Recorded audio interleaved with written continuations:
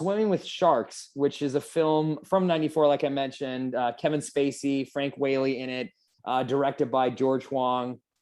IMDb summary is: a young, naive Hollywood studio assistant finally turns the tables on an incredibly abusive producer boss. So a bit of a background on why this is on the list for me. So I was at one time pursuing getting into Hollywood on the creative side at a studio or to be a producer, and had worked for 3 years every summer and then also during the school year doing internships at small production companies, medium ones, large studios as an assistant, which is what this movie is around, what it's like to be an actual assistant in Hollywood. And I think this movie captures that to a T. Now, I will caveat as well, I didn't have a lot of these experiences and things they show in the film, I didn't deal with personally, but I saw, and as all of my assistant friends, they would talk about these things of getting yelled at all the time, being treated like garbage, getting things thrown at them.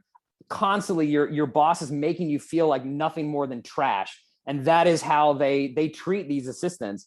And this movie, again, great. Kevin Spacey's fantastic at playing a very, very abusive boss, verbally, physically, and making his assistant. Touché.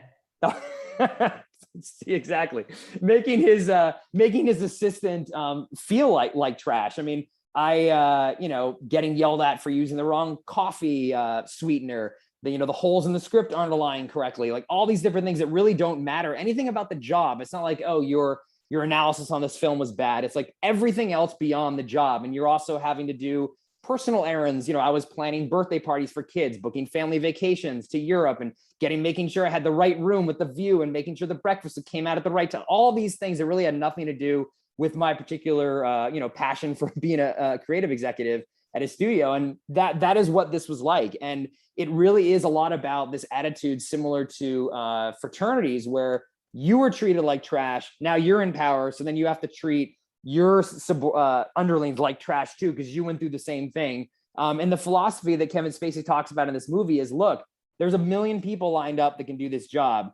The only way to prove that you really want to do this is to go through this and to give up everything. This character, I'm not going to ruin the ending of the film, but goes in a very, very dark place, and he has to make extreme sacrifices on friends and family to then eventually get what he wants, which is this power of being a creative executive in Hollywood. I remember a time too, after I graduated college, when I wanted to be an assistant, had worked, had a great resume from my internships, went to an interview for a B movie producer that, was well known. But I remember showing up and the entire hallway was just filled with people they were interviewing. Like, I was like, whoa, this is like a casting call or something.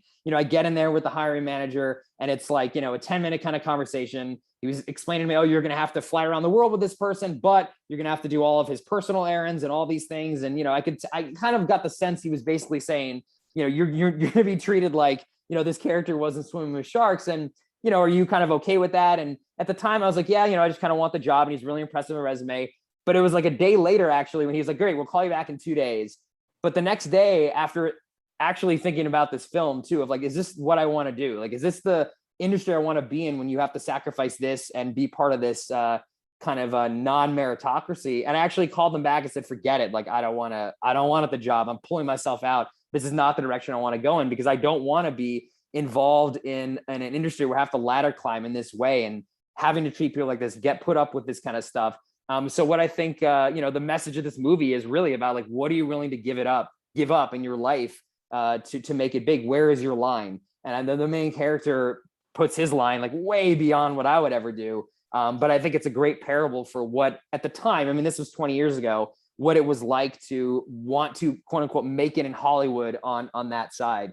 I think hopefully since then, I'm not in that industry anymore. Hopefully since then things have changed with, Time's Up and a lot of the gender-based harassment that's been going on. But I mean, that was going on across the board, at all parts of the industry, large companies, small. So that's why this film is number one for me. It helped me make this really decision of thinking about, what, my line is not going to be where I need to be successful in this industry. So I'm just going to walk away.